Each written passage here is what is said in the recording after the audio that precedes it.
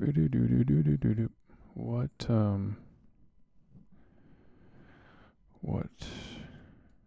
a day.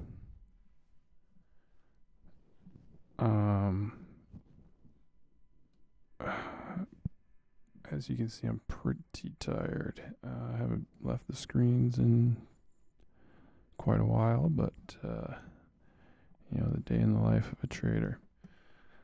All right, today was carnage again in these banks. Let's see, is my sound good? I think I'm good. More carnage, and all led by Silicon Valley Bank, which is actually all too fitting of a bank to start the contagion. The most interesting thing about today, I think, it wasn't interesting. We sold off. That definitely makes total sense. Maybe it could have surprised it's off too much. All right, let me focus up. To start, the Carl Icahn puts went to 117 today, so he's officially banking once again. I don't think he covered much. The volume in there is pretty sparse still. Looks like NASDAQ's just slowly leaking out after hours, which also makes, I guess, a little bit of sense. But all right, Icon puts 4x for now. We'll see how it goes. So the scariest part about today is that these really small random companies came out and said, we don't have any exposure to this, to Silicon Valley Bank, or we do, but it's micro. The silence from regulators and the silence from the mega banks, the Goldman, Jesus Christ, they're going to try to fuck me, aren't they?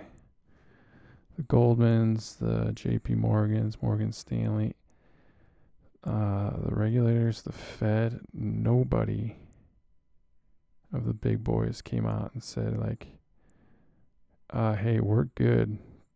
No need to worry about us. Yeah, they're just fucking leaking this thing again. No one came out to, put an end to the fear, and that's what drove it all day, was silence. The market likes clarity, and right now it's got zero clarity, so all it does is unwind every position that you have, blow everything up. It's the dumbest thing of all time to be silent about all this. And silence, I think in this case, might be deadly. I don't know how many of these banks make it through the weekend. Signature Bank was down 22%. First Republic was down 14%.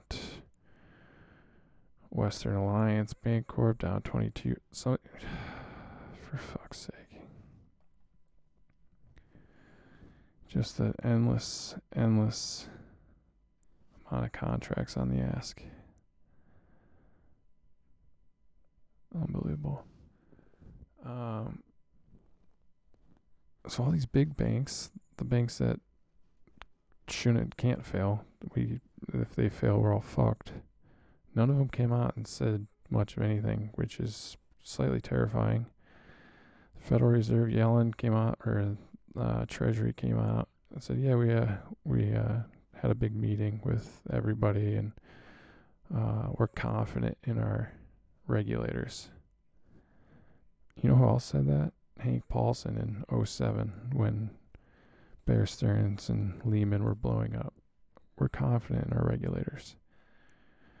Yeah, that doesn't help. I don't get it. The silence was an absolute wrecker today. And it makes no sense. I mean, if you guys are safe, come on and say you're safe. The silence means you're probably not safe. So this should be a hell of a weekend. Packed full of news and probably terrifying headlines. Goldman got absolutely smashed today, 4.5%, down $15. JP Morgan, oddly enough, green on the day. Jamie Dimon gonna buy every other bank out, become a monopoly in the financial industry. That'd be actually pretty funny. I wouldn't be surprised. But that's the part of today I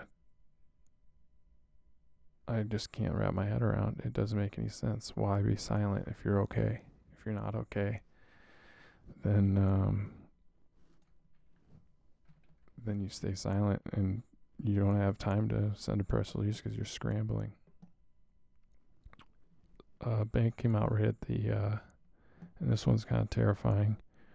Right at the bell. Thanks guys. Good job. Right at the bell, they Charles Schwab said they have exposure. Charles Schwab. Worst 2-day drop on record. They have exposure to all this. Charles Schwab's huge. It's really just not. This is not good. And what's interesting is that this is all. I mean, they're going to blame the banks for being dumb, but this is all just Charles Schwab. Is that it? Yeah, I don't fucking know. They're going to blame the banks for this, as they should.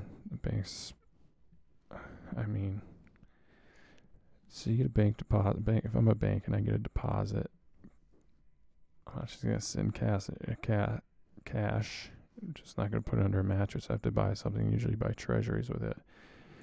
And when the Fed has interest rates at 0 for 12 years, and then I have all these deposits, my bank is growing in popularity, I'm getting more and more deposits. I still have these long maturities at 1-2%. Then those are my reserves. And then obviously people pull money. If you need a little capital, you start selling those things off, raise the cash. What breaks this cycle is when the Fed jacks interest rates 5.25% over the course of 5 months. And then people go, well, why are my dollars sitting in a bank making 1% when I can buy a treasury that's now yielding 4% short term? 4%. So people slowly start pulling their money out and they start buying those treasuries, and then banks can't compete, and then it kind of turns into a snowball effect of a bank run. And if we're not fucking careful, we're about to be in one. Schwab, that's it. SCHW.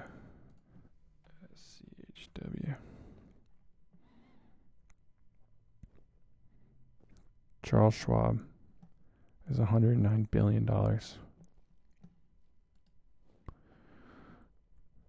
They say risk comes at you fast, and it most certainly did today and yesterday. The VIX spiked 10% today. I think it was up even more earlier. I don't know, guys. Pretty fucking dire. I said this a couple of days ago on the first testimony of Powell, is that was the gloomiest hearing I've heard in a long time. The market held up, but for 2 days, and then this happened. And we're nowhere close out of the woods, and if these guys have to bail out banks again, and we're at $31 trillion in debt, I think you see where I'm getting at here. It's I think we're in a dire situation here, and I think they really fucked up, and it's terrifying. Obviously, I like when markets move around a shit ton because it makes for good opportunities to trade, but this is different. This isn't Apple misses by $1 and tanks the market 200 points. This is like a potential systematic failure, And I blame the Fed, and the Fed's not going to blame themselves, and no politician is going to blame the Fed. They created this by a decade and change of 0% interest rates. They did it.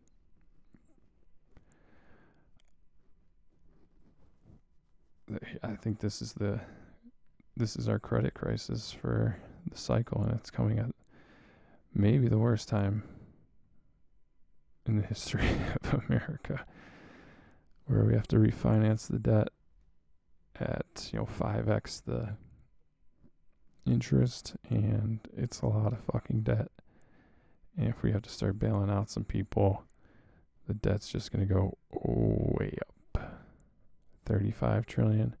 Didn't help that Biden released his budget that called for 40% interest on capital gains, raising taxes on pretty much everybody and every corporation. So that doesn't help. I mean, kind of speechless about the potential fallout from this. I mean, yields were way down today, which would normally mean stocks way up, which means the yields down, stocks down. I mean, I'm under the opinion that we've been in a recession for almost a year now, but they changed the definition, so now the market's just pricing in full-on recession. If yields tank, stocks tank, everything tanks, and go fuck yourself. I'm going to wrap it up because I am flipping exhausted. I need a beverage. But the one last thing I'll say is, I mentioned this yesterday, I think. Everything's going to shit, right? And Bitcoin's going to shit now too. It's under 20K. What spiked today? Gold.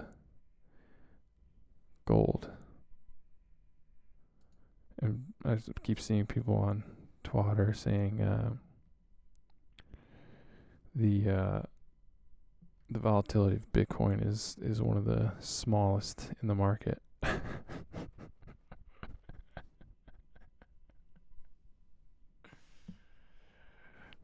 That's funny shit, isn't it? It was down 3K in a day yesterday. And gold just continues to slowly climb and climb. You know what else is interesting? If you look at, if you do a little bit of research about anything, look how many countries keep buying gold, hoarding gold. They're not buying up Bitcoin. They're buying up gold. So you can laugh at the gold bugs all you want, but when the Swiss bank's buying up gold, and China's buying up gold, and Russia's buying up gold, UK's buying up gold, we're not buying much gold because, we're dumb. But when you need something tangible and something that stores value, gold will always be there for you, shining at you, telling you how nice you look. Anyways, I hope you're all safe today. This was pretty messed up, but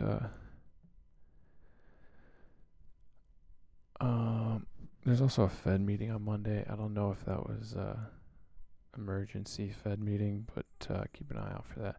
Also, there's no hikes coming. The hike story is done. Not happening.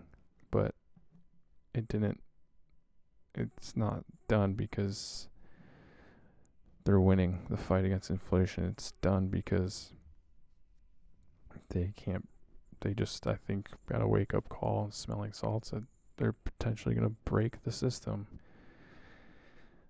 Yet again.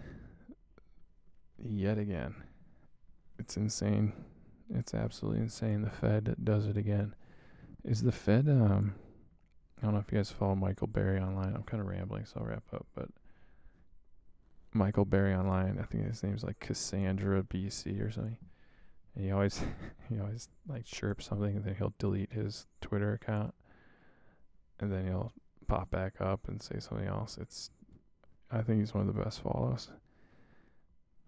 But yesterday he goes, did we find our next Enron?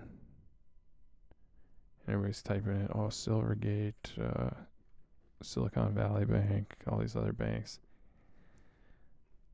I think what he meant was the Fed.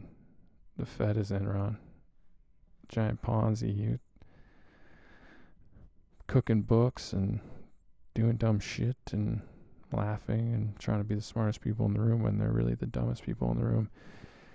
And their stupidity might completely destroy the market and make '08 look like a walk in the park. Absolutely terrifying stuff. Anyways, I'm rambling. I'm tired. I need a nap and a beverage. That'll do it for me. Subscribe. I'll see you Monday. I'm out of town Wednesday, Thursday, Friday, but I'll see you Monday and Tuesday for sure. With that, enjoy your weekend. Don't do anything silly, and keep an eye on the headlines because something big's coming down the pipeline for sure. And could it be a Black Monday? We'll find out. All right, love you. Bye.